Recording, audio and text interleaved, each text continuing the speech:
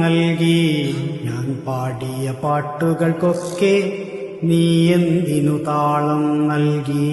ഞാൻ കണ്ട കിനാക്കളിലൊക്കെ നീ എന്തിനു നായികയായി? ഞാൻ നടന്ന വഴികളിലൊക്കെ നീ എന്തിനു തണൽ മരമായി? ഞാനിരുന്ന സായാഹ്നങ്ങളിൽ നീ എന്തിനു പ്രണയിനിയായി? ഞാൻ തളർന്ന വേനലിലൊക്കെ നീ എന്തിനു പുതുമഴയായി?